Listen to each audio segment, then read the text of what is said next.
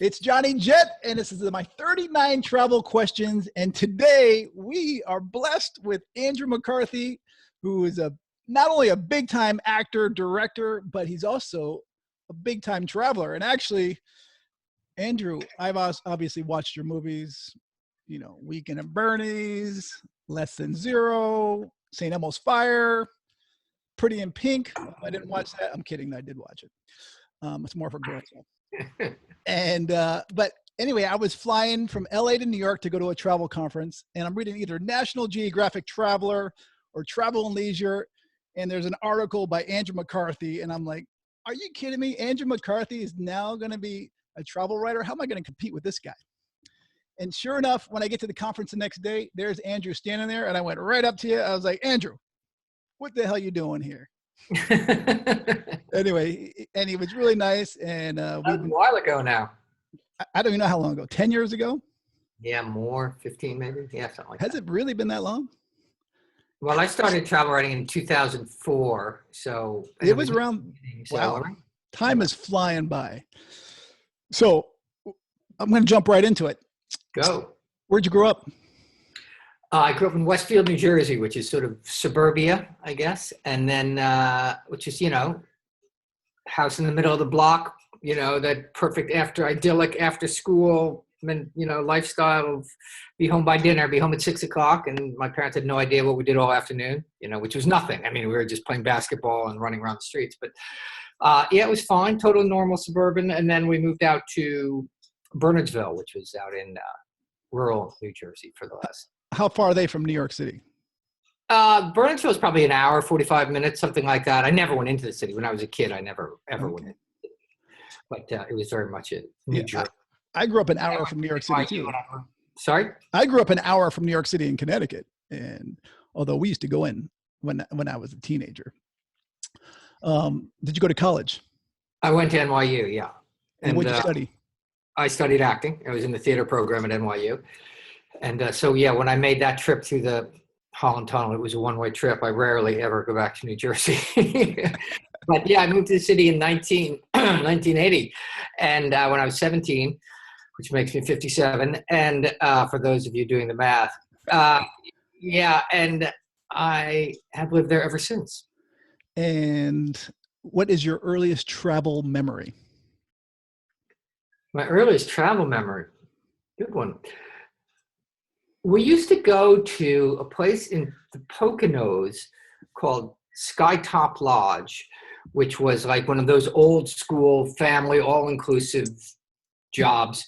And we would only ever go in the winter. It's a year-round thing, but we went in the winter. And the best thing about it was they had a toboggan run, which was up on some hill and went shooting you out across the lake, which was frozen. And it was thrilling. That was like the highlight of my childhood. I used to love to go back there. Well, I don't know. We probably went 3 or 4 times.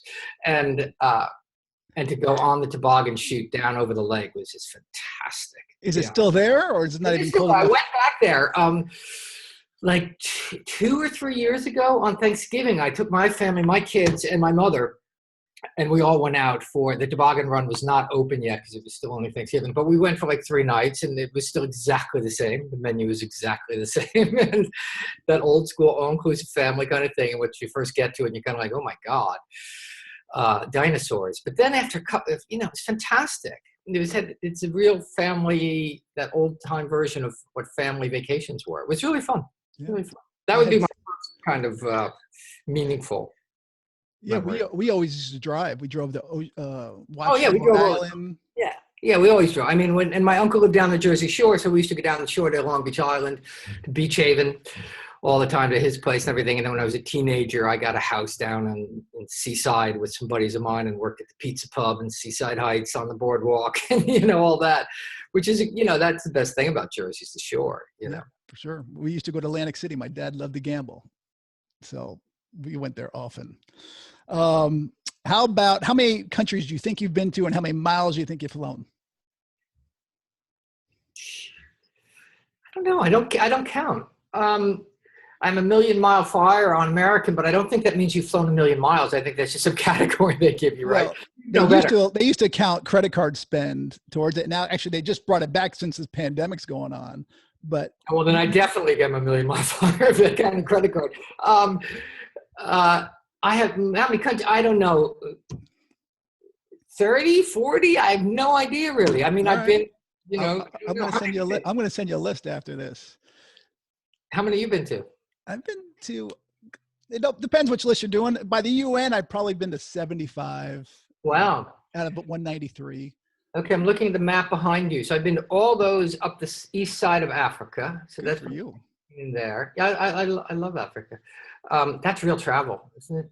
Anyway, I don't know. I've been to, I don't know, not near as many as you. And miles, not near as many as you, but I fly all the time. But see, my problem, and Johnny, maybe you can solve this. I have so many frequent flyer mile programs that I don't get anything, and I can never use my miles. I can never use my miles. What is the deal with these people now?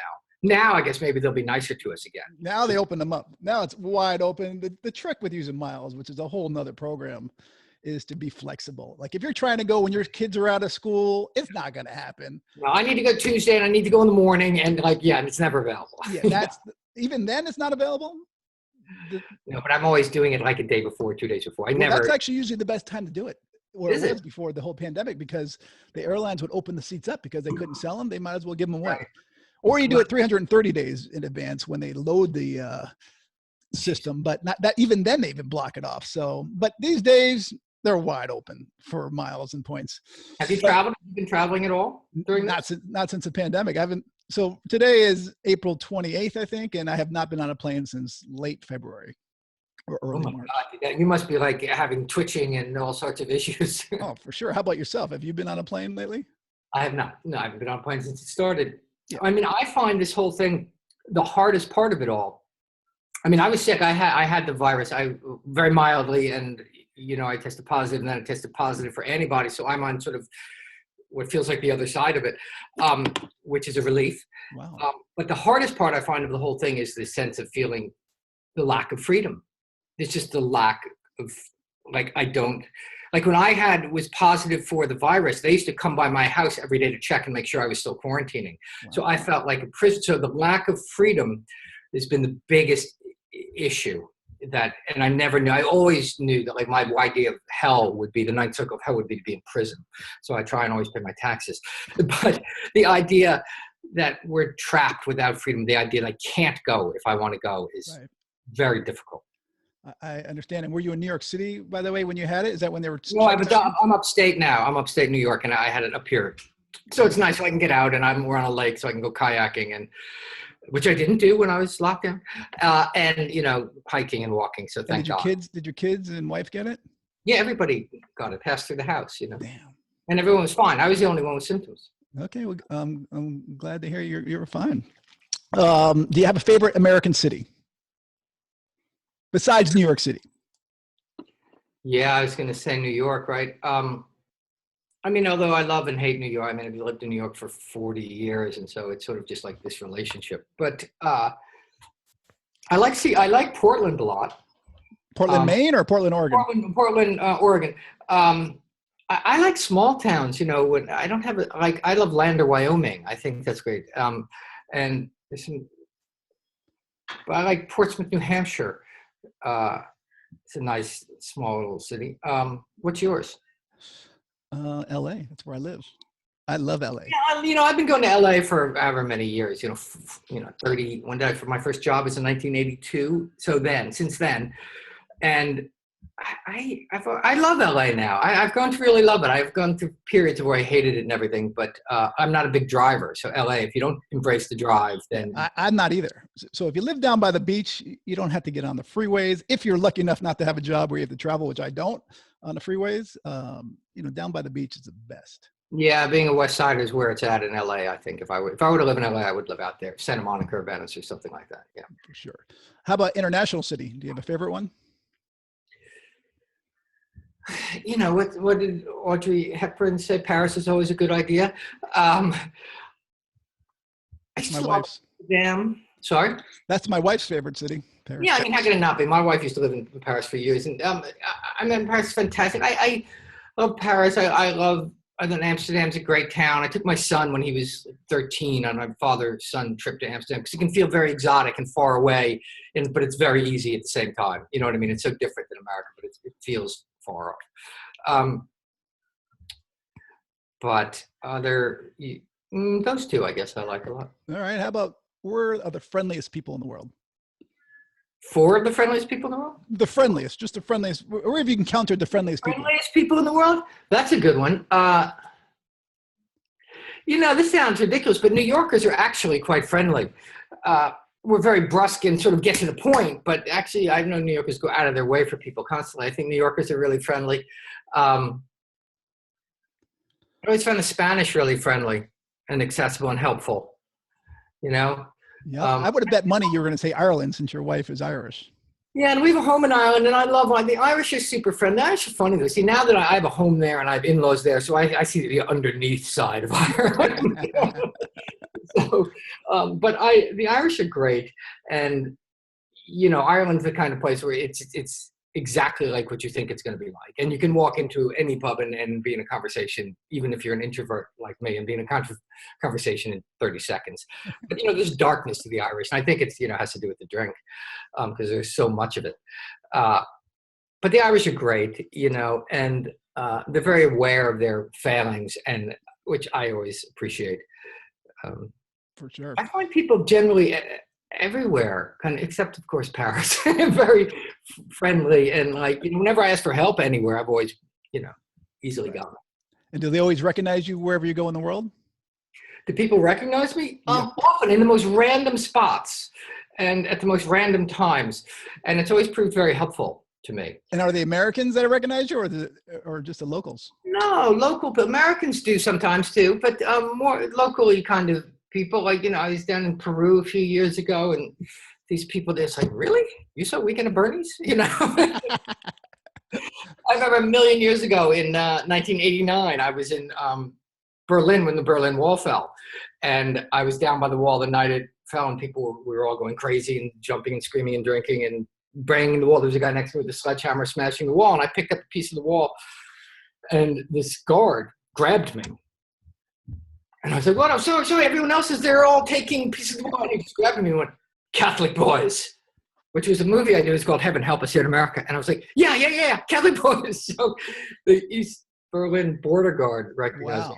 Random. And what were you doing in Berlin, by the way, then? I was doing film. Okay. Yeah. How about, which country has the meanest immigration officers? America. I get that a lot lately. My wife has gone through hell because she's a green card. She's an Irish citizen, and they persecute her mercilessly coming in for no reason. Clearly, we're together. She's my wife. We have 3 kids with us. We're not. I find it. America's border policy is right. I'm with you. My wife's a green card holder too. She's Canadian, so. Although I was stopped in Canada once and brought into a room and interrogated in Canada. They're the worst, I think. Well, they're very kind of militant, and it's like, anyway. And I had an issue once in Africa. Where was I? I was in Harare, maybe, and I was going through an airport. And they brought me into, you went through security, except they didn't have an electric security. So you went into a little room, they closed it off. There was a guy in there, he patted you down, and then he opened the other side to let you go. Except so he patted me down, and then he just kind of went, what? And then it took me it took me a few minutes to go, okay, here, take this. And then off I went, which is fine, fair enough. And how much was it? $20, $100? Yeah, at most, right? There was nothing. It was just whatever cash I had. Gotcha. It was more of a gesture, I think, of carrying charges. Any place you have no desire to go to? I've been to Luxembourg twice. That's enough. Sorry about that. No desire to go to. I hate to say this, but I've been there a couple of times. I really don't need to go to Mexico again. It's terrible. Certain parts of Mexico, or? No, I don't know anything about Mexico, really. I mean, I shouldn't even say that. But no, I'm generally curious to go anywhere. I'll go anywhere. I think what if I'm not having a good time somewhere, I'm like my kids. I either need a snack or a nap, you know. Um, but I'm curious to go anywhere, and the more places I'm going, the more curious I become. I think curiosity is the most valuable asset you can have when traveling, you know, and in life actually. But no, I'd go. I can't think of a spot where if you say I'm going here, you want to go, that I would want to say no to. Generally, That's a good answer. Do you have a favorite airline or favorite aircraft type? no, you're the man for that. I like, as long as I'm up front, I'm loving it. It's my location in the plane that I'm after. So I don't know. I like, you know, I'm a terrible flyer. I'm very frightened of flying, and yet I do it all the time. So, but I do find myself less afraid in the bigger the plane I'm in, the less afraid I am. I do like the old 47. I flew with you once. You did not seem afraid. No, and what was the other part of that question? Oh, favorite airline. You know, no, I have miles everywhere. I mean, I've been longest at American Airlines, but I mean, you know, I don't have a favorite airline. Gotcha. Although How about very nice. Have you sat next to any celebrities besides? I sat next to Dan Rather once. Cool. Yeah. And did you talk? You know, no. Anyway, I think we talk in the way that people do on airplanes sometimes, where it's like once you've landed and you're getting up, then you sort of chat because you know it's only going to be 5 minutes, so you can be done. Right. But no, I think now I would chat. I was young and I was young and stupid, and I think now I would. And where were you going? LA, New York, or New I York, think I LA? was coming back from LA to New York. I think That's where I sat next to most of the celebrities. I sat next to Julie Andrews once on a plane. Awesome. Yeah, it was good. I did not bother her. Yeah, she was on my flight once, and actually, one flight I had like 3 of these guys on there, and they didn't know they were going to be on together, and they're like, "Oh my gosh!" And I got fortunate to be upgraded, so I sat right near them.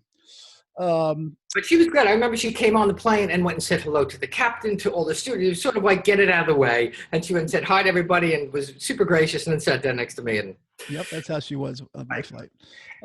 Favorite U.S. airport? What's that one? The first one that put in those rocking chairs. Charlotte. Yeah, I thought that was really nice. I mean, you'd know that. Yeah, I remember that being a nice one. They're getting a lot better. I tell you what, aren't nice airports are the New York airports. Jesus, any one of them. They're all like public toilets.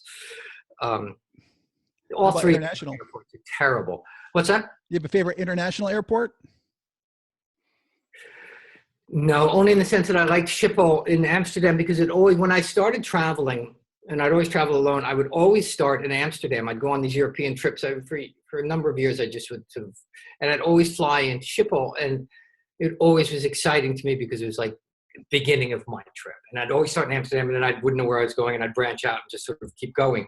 But it was always where I started. Why is that, by the way? Why is it that's where you would start? Because it felt exactly that we were talking about earlier. It was sort of exotic, far from home, and it was a good place to get over jet lag because I could just ride my bike along the canals at any hour, and it seemed to be open all the time, and it just felt like a nice, easy, manageable place to begin. Gotcha.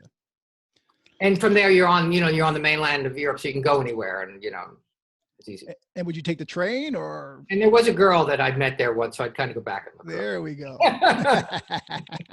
I'd often take the train. Yeah. Me too. Do you have a favorite airport lounge? Anyone that lets me in. No, I don't. Okay. How about a favorite hotel anywhere in the world?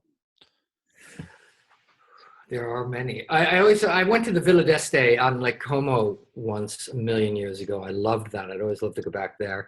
Portofino, the Splendido in Portofino, I remember being to. Thought it was fantastic. Those 2 jump out. I was at a game lodge somewhere in Africa. Maybe I was at the Chobe Game Lodge.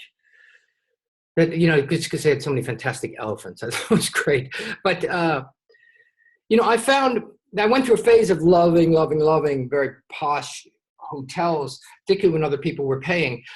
But I found that the older I get and the more I travel, the less I like to go to fancy hotels, because I end up having a great hotel experience and not experiencing this where I'm at. I can often just sort of why go out? This is so nice here. It's not the point. So I tend to go to much less fancy hotels now than I used to. That's a real good point. How about favorite island and beach? I like Fakarava in Tahiti. I love Tahiti, and Fakarava is one of the Tuamotus out there, and they had great. Just one little shop that had the best croissant I've ever had, and they had great scuba diving, and the people were great. I thought Fakarava was, and I love saying Fakarava. That's what I was like. When you're like, where? I lived on Maui for a time, and I love Hawaii. I love the Hawaiian Islands. I think there's like a little portion, or more than one little portion, of each island that's been kind of ruined by mass tourism, but there's still the vast majority of the Hawaiian Islands are so beautiful. And I like the Hawaiians. I love Hawaii. I always thought I would sort of end up in Hawaii, but I seem to be going the wrong way.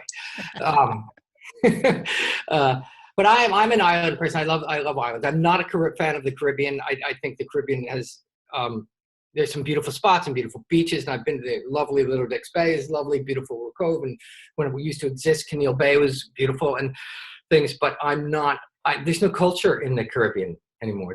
They're all in service of tourism, rich mainlanders coming down, and I think they resent us for it, and with good reason. And I've been on very few islands down in the Caribbean that still have maintained anything like their own culture, except to service rich people who are coming in for a week, and they hate us for it. You know what? That's a good point. How about favorite restaurant anywhere in the world?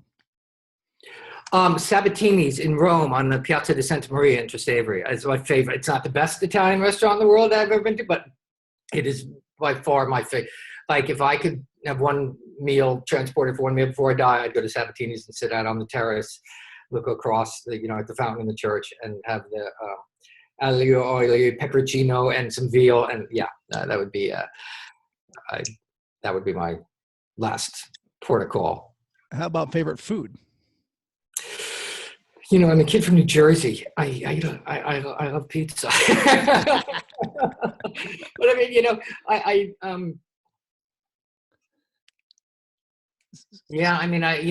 I have comfort food, I love pizza and cheeseburgers. How about pizza place? Mine's Pepe's in Connecticut.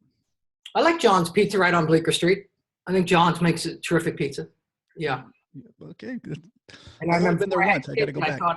What's that? Sorry? I got to go back. I've only been once. Oh yeah, it's great. Before I had kids, I always said, I'm going to take my kids here to John's. And then, I have now taken my kids to John's. This feels like a real family legacy kind of thing. The problem with John's Pizza is, like, there's so many places in New York City called John's Pizza or John's Best or Ray's Best and all that.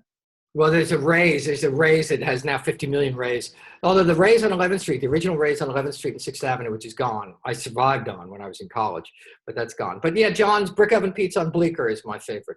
Okay. How about the craziest thing you've ever eaten?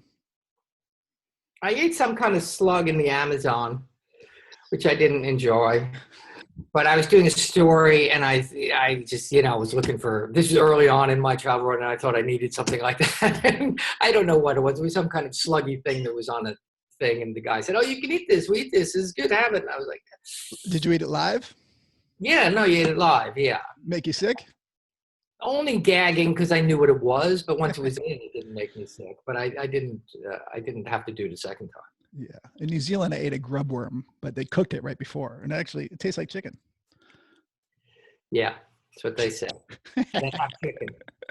Do you have a drink of choice in the air or on the ground? I drink water when I'm flying. I drink sparkling water. Yeah. Yeah, okay. Yeah, I drink a lot of sparkling water and a lot of tea. I did a travel story about Darjeeling tea a number of years ago, and I became a real tea snob. I knew nothing about tea, and tea's fascinating, actually.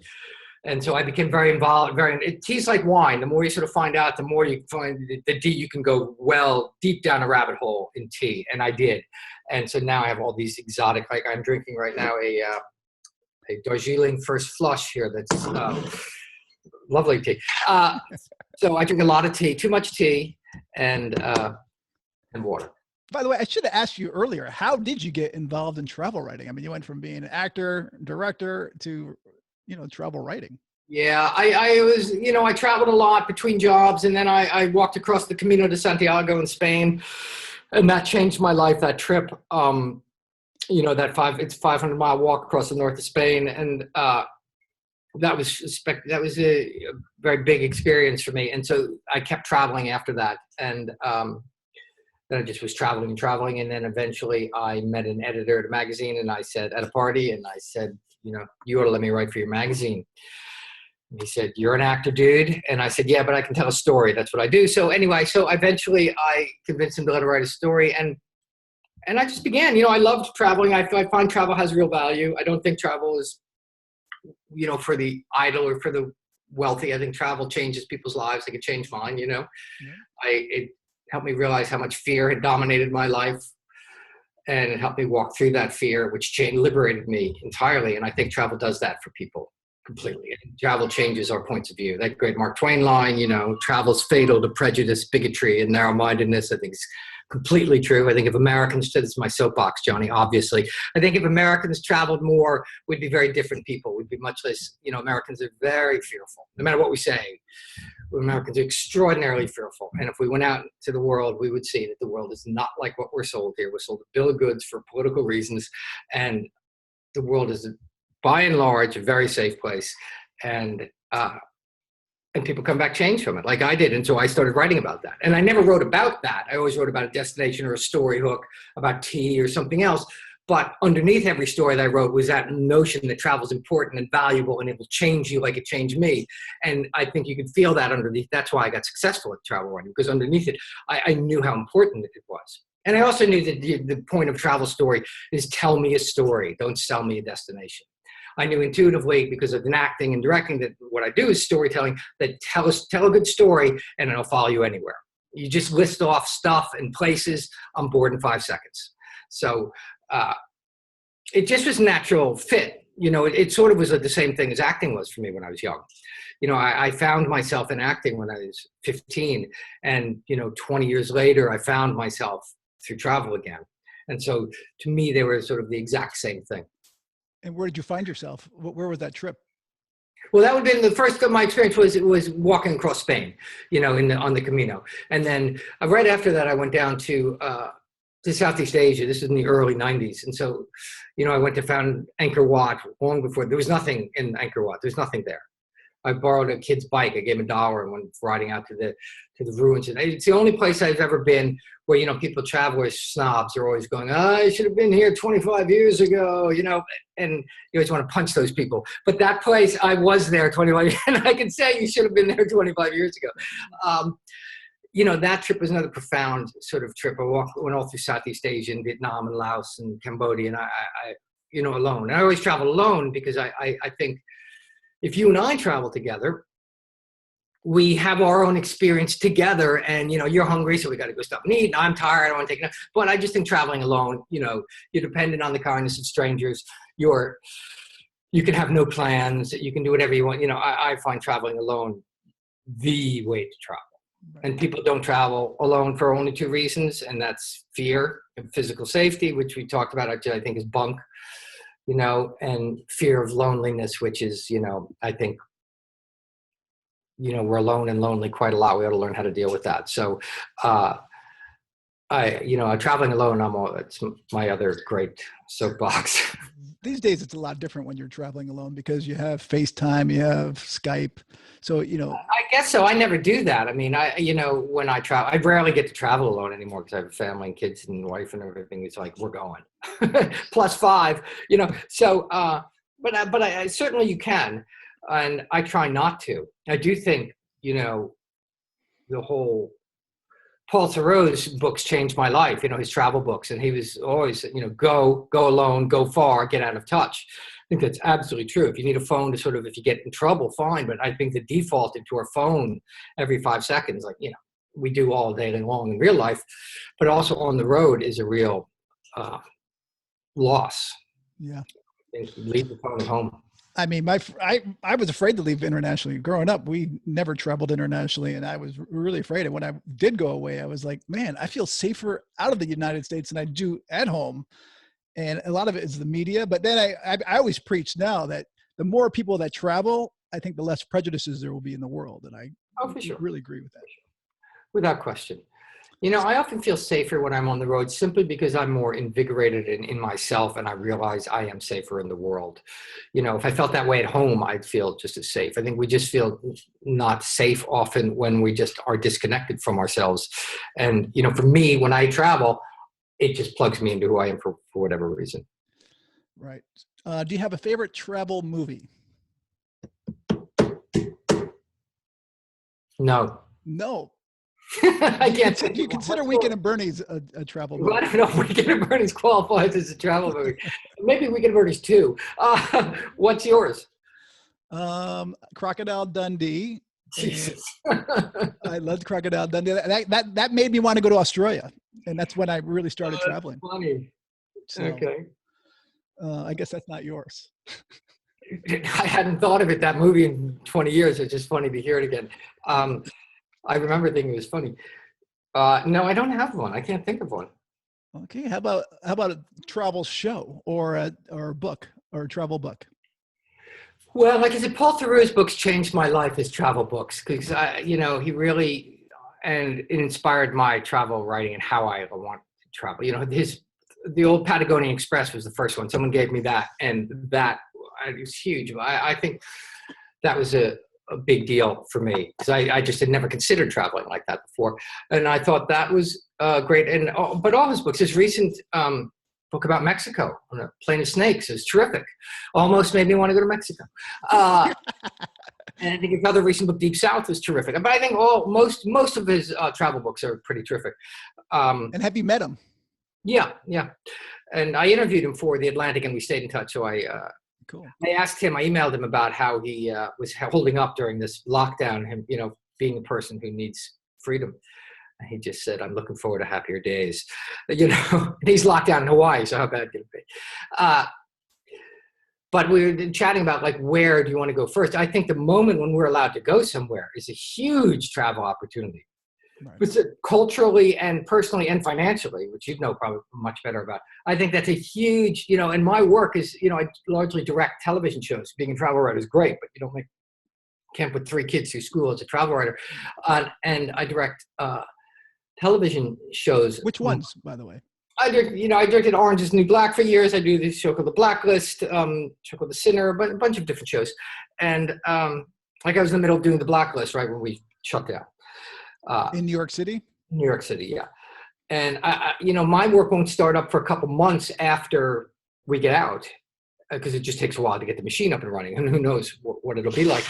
But I plan the second we can go to go again, to just get. I've been talking to my wife about we're going to go. We're going to go to Ireland, see her family because she hasn't got to see her family, and then we're just going to go for a while because it's going to be a great opportunity. And culturally, I think it'll be important for other places to sort of kickstart that economy, and culturally to talk to people what they've been through and whatnot. I was actually thinking of walking across the Camino again because Spain was hard hit and up north and everything. So I thought I'd like to walk across, you know, and it's interesting because it's such a fearful time. There's so much fear out there in the world now. And when I first walked the Camino, it was about, my big revelation was just how fear had dominated my life so much. So I thought, and it's 25 years later, I thought it would be a great sort of bookend to go now at the end of this fearful time and walk the Camino again, which I, you know, may have the time because my work won't start up. So I may do that. I've actually just got a map in the mail 2 days ago, a book of all the albergues and all the places, how the Camino's changed. And so I was looking at it and sort of plotting. So how soon would you go do that walk? I go kind of the minute we're let free. Is that because you had the virus and you think? I'm good to go, and I would just like to see people right as they're coming out of this. I think it's, you know, powerful time, you know, and particularly, you know, walking is a great way to connect with people because you're going at that proper speed, you know. So, and I'm sure people have got a lot of stories to tell right now. Right. And speaking of travel books, we should plug your books. I read one of them on my honeymoon. So you have 2 books, correct? I've written 2. I've just written the 3rd, actually, that'll be published next year. But that's a memoir from my Brat Pack days in the 80s. It's about that. But yeah, I have 2 books. One travel book called The Longest Way Home, and a novel called Just Fly Away. Yeah. I read The Longest Way Home. All right, we're down to like 4 questions. What's that? We're down to like 4 questions. So thank you But for I taking didn't the answer time. the second half of that question. You said my favorite. What was the other second?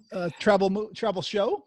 Oh, Charlie, I thought Bourdain show was the only good travel show. Early on, I think it got a little lazy. But, after 10, 12, 16 seconds enough. But I thought he really, captured. And did you ever meet him or hang out with him? No. No. No.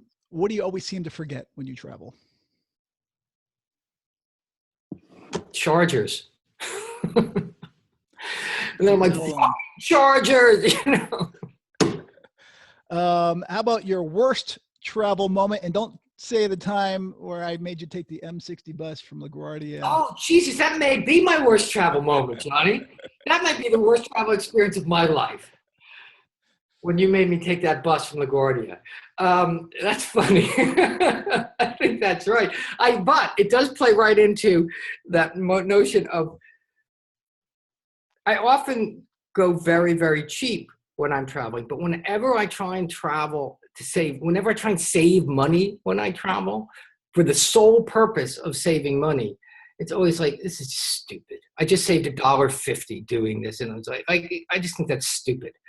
But I also find that in real life, whenever doing some just to save, people can say, oh, well, you have money. I have money to some degree, not as much as I would like. But I think when money dominates us, it's not useful. We make bad decisions. It's like when fear dominates us, we make bad decisions. Right. And, but I don't know that, most travel experiences, particularly for travel writer, you want something to go wrong. The worst experience is the best story. So you always want stuff to go wrong. And what's the worst thing that's gone wrong on you, by the way? On my honeymoon, we went to Africa, went to Mozambique, and we got a flat tire going out of the thing, so we missed our flight. So then we had to sleep by the side of the road in this ditch, and then the plane was canceled. And then the next plane had to make an emergency landing, and we never. It was this crazy circumstance of events that was utterly African and ridiculous. Because in Africa, once one thing starts to go, it's spiral. In Africa, you need to be somewhere by sundown. You just want to be settled and we weren't a couple times, and it was just like, oh my God, what? And everything just is going from bad to worse here. And it's hard to fix things quick in Africa, So that was the most sort of, but it was all fine in the end, and people helped us, and people were like, what are you doing here? You don't want to be here. Come here. Come with us. And there have always been travel angels in my life. So you're a lucky man. Very. What is your most embarrassing travel moment? Johnny, these questions about these things like that, they're good questions. I should have stories for them. I don't. What's yours? It'll give me time to think. I have a couple. Give me one. One time I was in Japan at a ryokan, staying at my first ryokan, and there's rules. Have you stayed in a ryokan before where you have to bathe? No. Like in a communal place downstairs? No, I'm much too uptight for that. I am much too uptight for that. I could never do that. So they give you the rules, and you have to, you're in it's men's and women's, and I'm in there, and you have to like scrub yourself. You're sitting on this little stool that my butt didn't even fit on. And then the next day I go down to go to the same one, and I'm in there scrubbing myself, and this Japanese lady comes in and she screams. I'm like, what the hell? Why is she in the wrong place? Well, it turns out the place I was staying at, every day they changed the place because one's bigger than the other, and they want to make it fair. Right. And so I'm sitting there scrubbing myself in the women's, and anyway, they're like, didn't you see the sign? It was red or blue. And I was like, sorry, it was bad. Yeah, no. I saw King Kong scrubbing himself. Yeah, I don't have stories like that. I'm much too uptight for that. So luckily I try not to get naked in front of myself. So I don't want to know about it. All right. Before we go, I'm going to ask you your best travel tip, but before you tell people where they can find you. You have a website, your social media handles. Yeah, I'm AndrewMcCarthy.com is my website, and I'm on Twitter, and I guess it's Andrew T. McCarthy. And YouTube? Instagram too, which I never, and I'm on Instagram the same, Andrew T. McCarthy.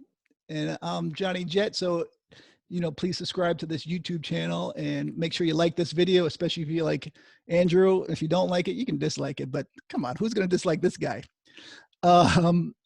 Andrew, what's your best travel tip? And then you're done. My only travel tip is just go. It's so easy to justify not going. It's so many reasons why not to go, and they're all fear. Just go. That's a good tip. All right, Andrew, thank you very much for taking the time. And I'm going to stop this recording. Thanks, Johnny.